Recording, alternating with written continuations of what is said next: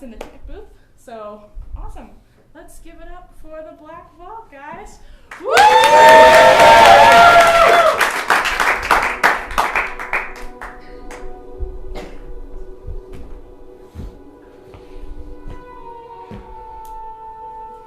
There are things in this world and apart from it that man was not meant to know. Flapping obscenities that shift through your dreams at night, and the untold horrors that slink underneath the cracks between our waking days. There are those who seek out these untold mysteries, and without exception, they are rewarded with death and madness and the certainty that man is but an insect to those that lie beyond. Tonight, we will hear two of those tales. And I would like to hear about your dreams to inspire our stories. Any strong images that you recall from any of your dreams. Now. A group of bananas. Group of bananas. A kaleidoscope. What was that? A kaleidoscope in the North Pole. A kaleidoscope of the North Pole. Attacked by penguins. Attacked by penguins. I never stop falling. Never stop falling. Never stop falling. When we return, two tales from the Black Vault.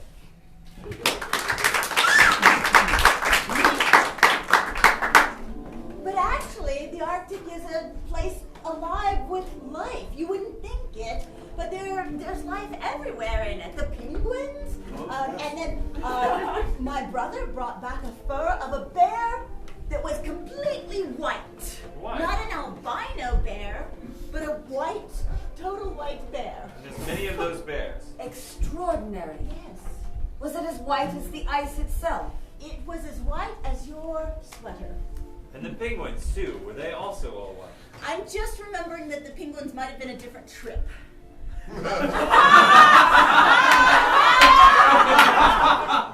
the penguins they looked as if they were very formal, with little tuxedos, black on the outside, and the white as creamy as the creamiest woman's breast. And the father, against all forms of nature, the father was the one who protected the egg. Yes. I don't find that far against forms of nature. I think it's in a man's nature to protect. I couldn't agree with you more, Norris. I apologize, madam. No, I understand your point of view, for fathers do indeed protect. Yes. But the idea that a father, as we know it, to stay at home exclusively to protect is quite extraordinary. Well, certainly in our society that wouldn't be possible, but I totally understand. Do you think that maybe the burden of protection on men is one of the things that makes them so violent? Certainly the weight of responsibility is difficult and drives many a man to madness.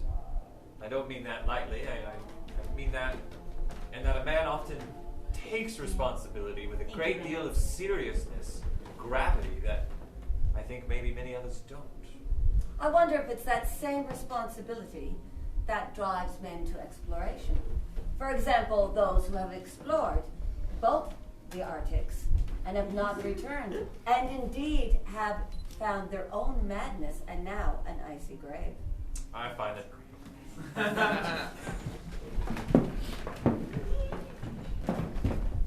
And now, an icy grave. I sit in the lounge car of the train during a sun shower. Glistening light pounds against the windows. In the lounge car with me are several other people. There's an upstanding man, someone of great worth, obviously, just to look at him. His silken ascot shines a bright cerulean blue. With him, across from him, a crying woman. She hides her face repeatedly from the others in the place, so they cannot see her. Behind all of them, a tall, lanky gentleman whose outside seems clean and proper. You can tell from the inside he's filled with grime. It's as dark and as brown as the glass in front of him and the one melting ice cube. My dear, whatever could you have to cry about? Look at the majestic scenery we're traveling through. 'Tis a good time to be alive. Yes, darling. Ever farther and farther away from the place I have called home my entire life. Yes, we travel. And my wife as well. Oh, certainly. New beginnings, don't you know? Yes. I've had so many new beginnings. The new beginning in which my entire family died, and the new beginning in which my uncle married me off to a rich man, and the new beginning in which I find myself on a train car not a month after my parents' passing with a man I barely even know, but that I somehow love. Yes, new beginnings. Dr. Malcolm to my left, my mentor, my senior, steadily took notes, keeping track of everything that went on in the room. I didn't know why he brought us here on this train and why we trekked across the country, but I trusted him. Dr. Malcolm, are you going to tell me where our destination is? Where we're going? Sure, absolutely I will, when we arrive there.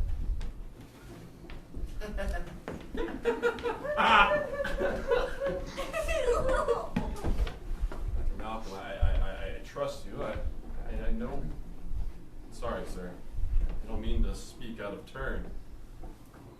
I've never been this far away from home before.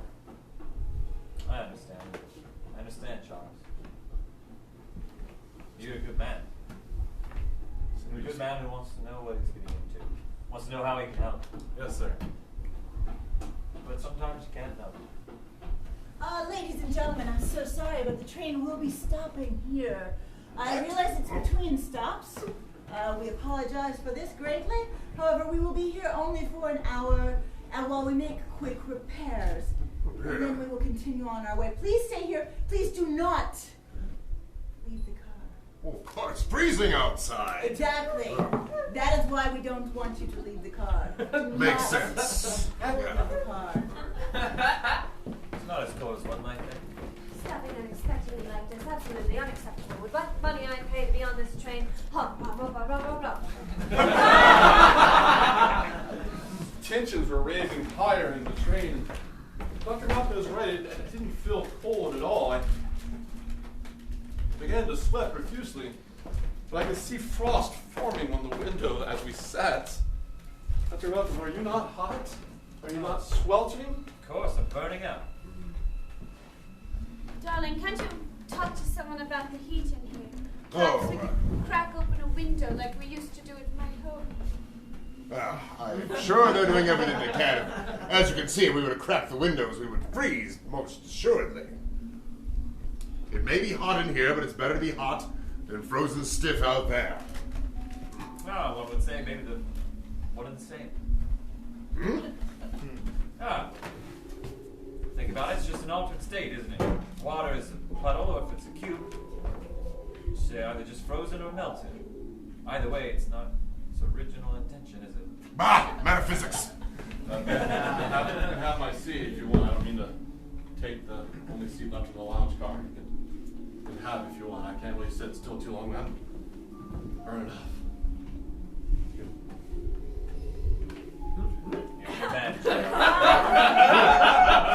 Thank you for your courtesy. So hot, I'd half a mind to loosen my ascot. It is truly a bitter night. The kind of bitterness that does bite at our bones, don't you think? Quite so, yes. If it wasn't for the flesh of animals to keep us protected, I dare say I'd worry about the state we'd be in. My dear madam, you're upsetting my wife. I did not mean to upset. A woman of maturity, of course, would understand such things. I beg you. Are you casting aspersions upon my wife's youth? It was not I that passed the aspersion, sir. Oh, I never. Oh! Thank you for your kindness. Anything at all? Pay her no mind. She's a perfectly rude woman. Yes, darling. That is an interesting red in your tie. Yes, I think it offsets the cornflower blue quite well. It does, absolutely. Are you a doctor by trade? How did you guess? I believe there's two in the car, is there not? I am a doctor of the mind. Would you say that red in that tie is a particular red? One that you might see more in your profession? The only red one sees in my profession is that of rage, of passion, of emotions that roil the spirit. And perhaps that particular incarnadine fabric reflects a certain redness of mind. It does say something about the tailor, does it not?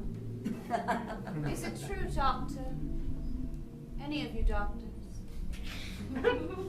That different colors can invoke different emotions in a person. Say if one was used to seeing the green fields of home and the blue skies of home, and then suddenly one was only seeing gray and black and white outside her window. Do you Good heavens! What was that blood-curdling Banshee's cane? Darling, please do look after it. Of course! Excuse me. I'll go check the other cars. You just stay here. I'll go check the other cars and see if everything's okay. I'll look after the women.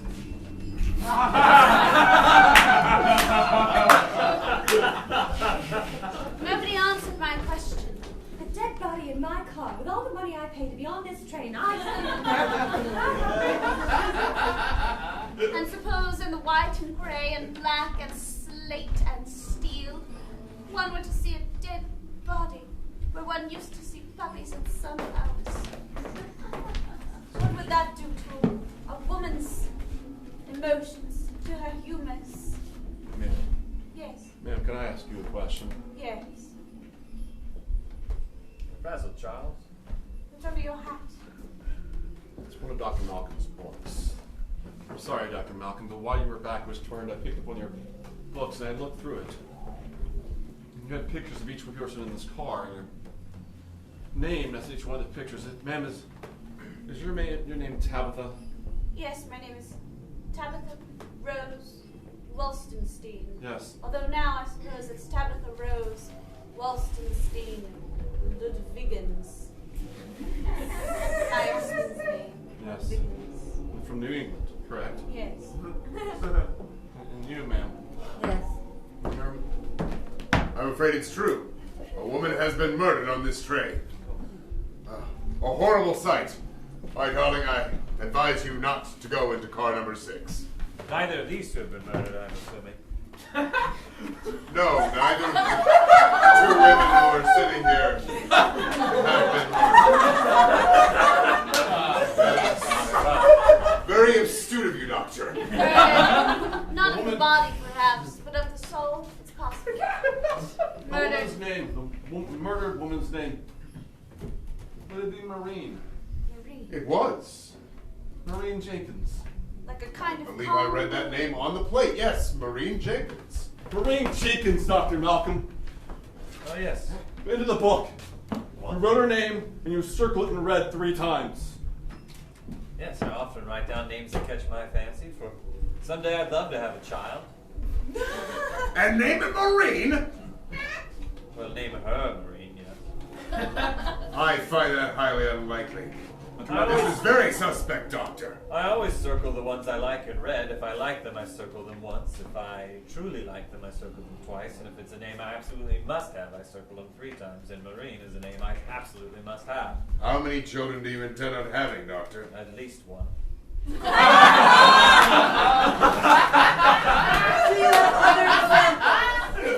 other examples in your book in which you circle names in red? Of course. Oh. Why, yes, you will see there's many examples. Sorry. Surely you're not accusing this man of murdering all of these people. My name. I quite like your name. Sir, Dr. Malcolm, again, I don't mean to overstep my bounds, but we actually have not been introduced to the doctor yet, but yet you know his name, and you have it circled in your book. You know her name. Her name. I've You have said my everybody's name. circled in the book. Of course. The names of the rosters on trains can become available to one. They are resourceful enough, and I am resourceful enough. So I have your names, and I like to look at them and write them down if they're names that I feel I might like to name a child one day. Circle them in red if I feel that it's a name I like, or if I feel that there's something special about that individual. That seems to me a rather weak excuse for circling all of the names of the people you find in this very car at this very moment. I'm going for a Constitution-saving walk. As you should. Ladies and gentlemen, I'm so sorry. I'm sorry. But the train car has become untenable. I must ask all of you to leave the train at this point in time. But it's freezing out there. We'll It catch is. our deaths. We have coats for you. Well, all right then. He's asking me to go outside with all the money I spent on this train.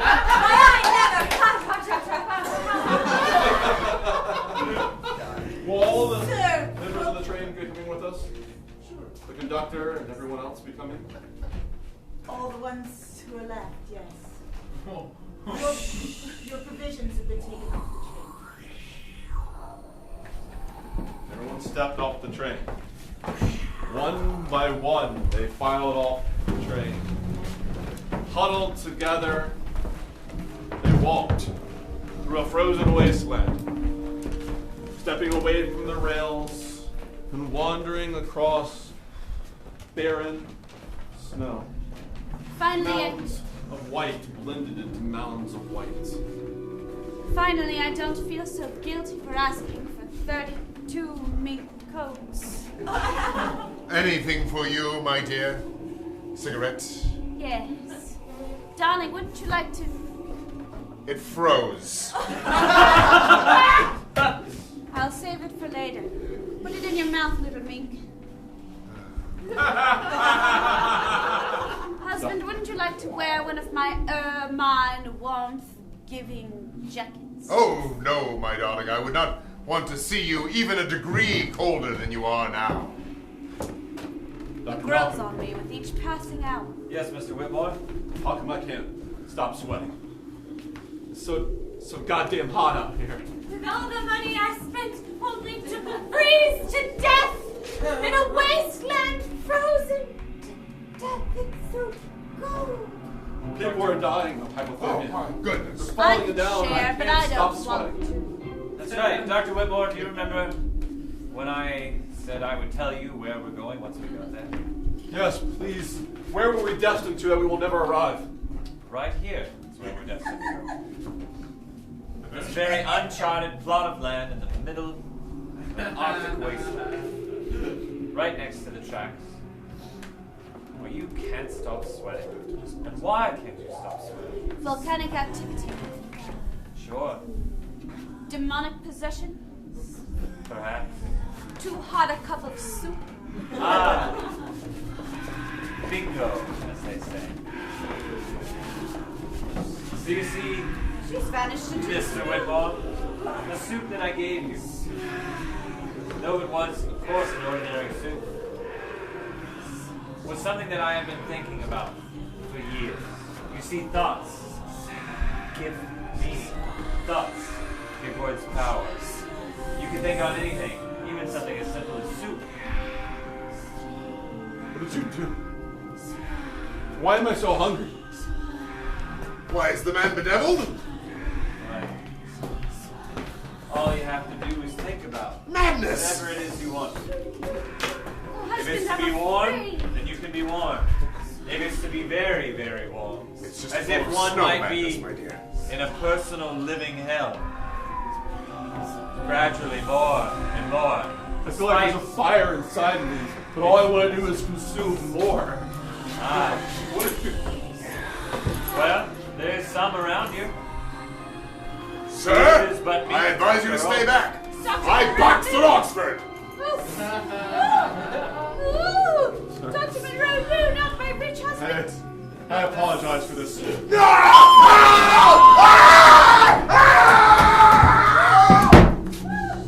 It only grows more and more, doesn't it? Such is the power of what we think.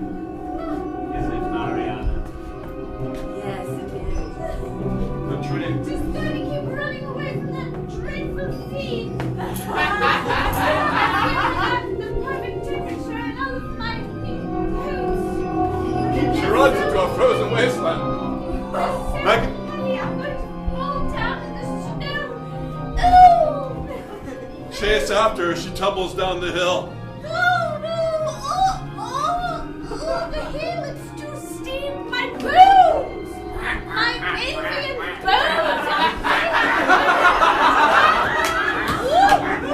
Now, beast! Oh, I'm being cracked to death by geese! I can chase them! I can go after them! But I see what you've done! You and this demonic people that you've taken us with. The train stuck on the tracks. Like I said, Mr. Whitmore, to be frozen solid or to melt, there is no difference. It's like a buffet. Please don't let me do this. I don't want to enter the train. But I have to let you do Please don't. this. You're hungry. I'm so you need sorry. to feed, and it only gets hotter. You don't stop me. I have to go on the train after I kill you and tell all of them.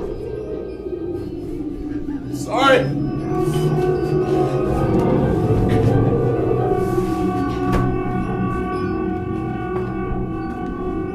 I'm sorry.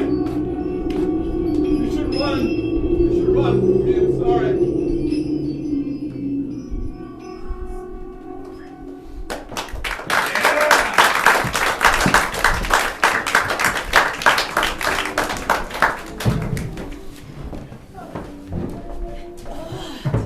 A horrible story of madness, I agree, but that seems very...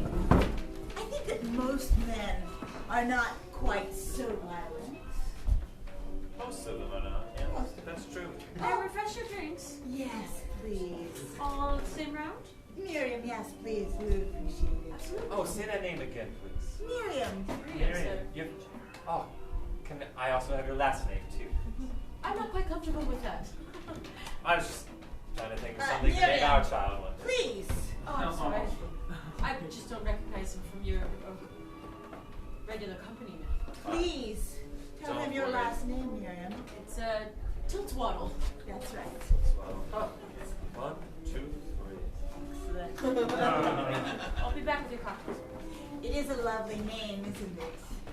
Quite well. I'll be thinking on it Yes. a lot. Do you think that when you're a father, that you'll be so protective that you would murder someone for your children? Well, wouldn't either of you? Of course, I don't think I'd ever kill anyone under any circumstances. What if somebody came after little Jeffrey? Well, I would sacrifice myself, but I would never kill to save Jeffrey. I absolutely would. Barbaric. What, dear? Perhaps that's the mother speaking. Sometimes mothers are more fierce than fathers when their children are threatened, don't you think? I would absolutely kill anybody who came within harm's way of my child. Well, Oh, thank you, Miriam. Absolutely. Miriam Tiltwater.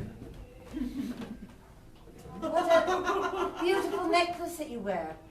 Oh, thank you. It's a ruby, is it not?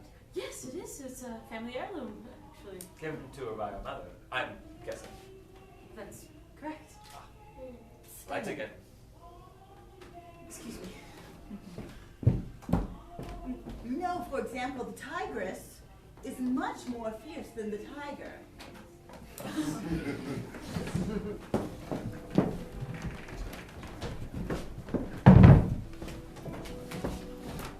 The tigress is much more fierce than the tiger.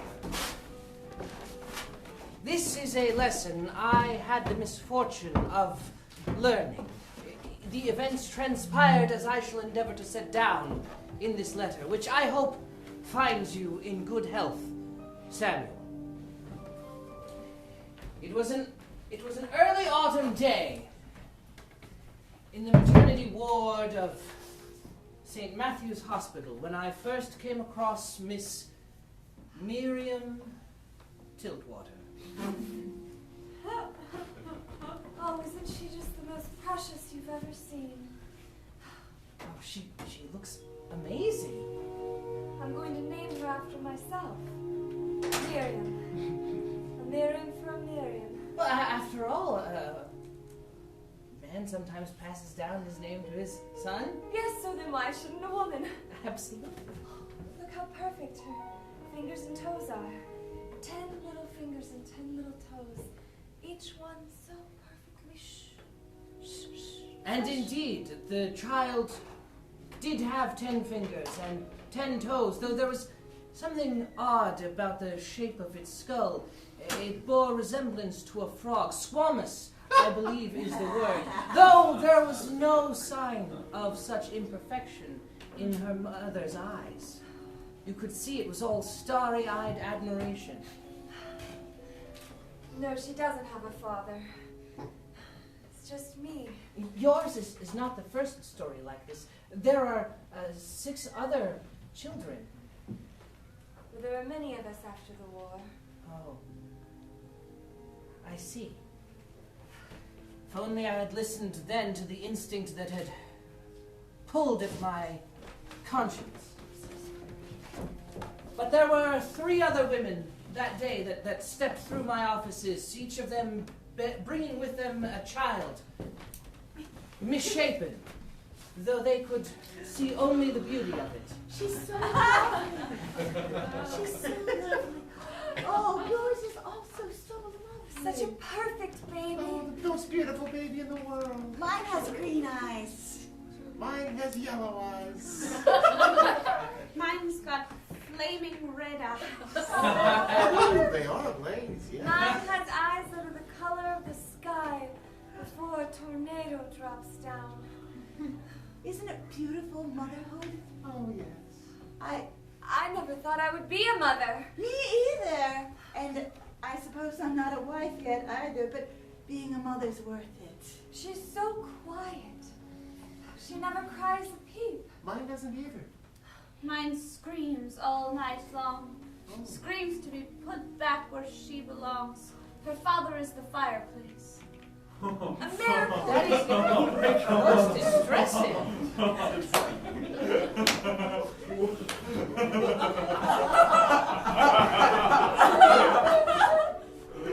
Would it trouble you if I made a recording of these screams?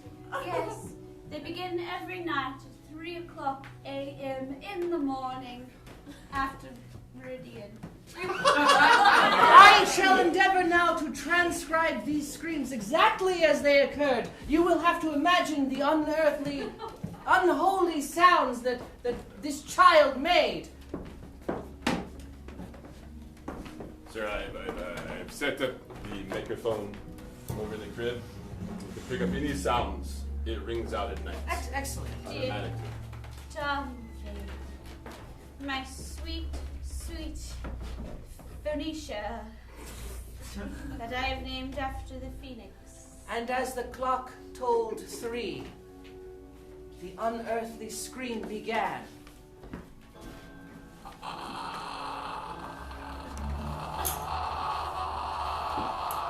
See how she rumbles the ground.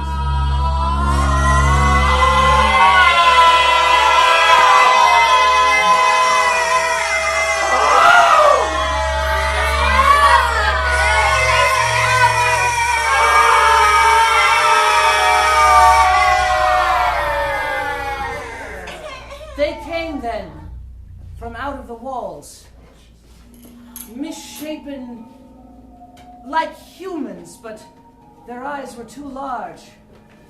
Their skin was wet and scaled. It was a mistake, I think, to escort her away from these creatures, and yet run we did. Leave me in my freedom. Quickly, this way. Through the city we ran.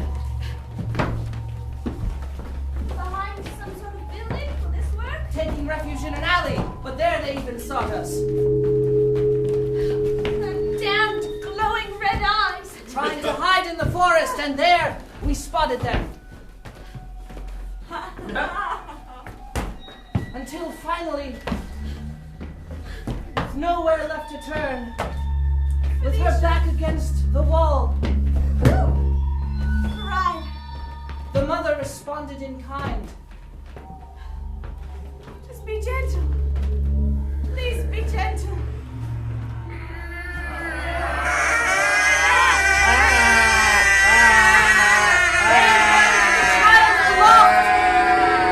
Like some sort of holy relic.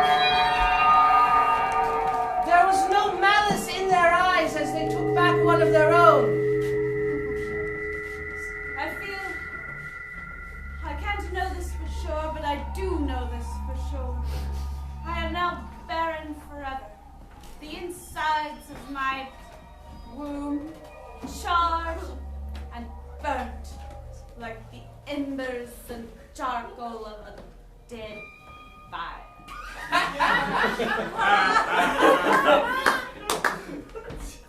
I must abed. That night, she was found spontaneously combusted. I heard the story twice more from as many women. My baby! My baby was taken from me. My baby was taken from me, and now I know it deep in my soul I am barren. I know I will never have another child. My insides are a rocky place where seed can find no purchase.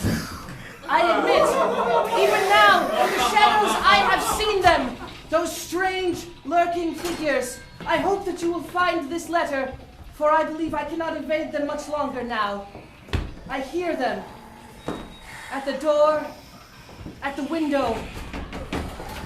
They are through the lock. They are through the lock.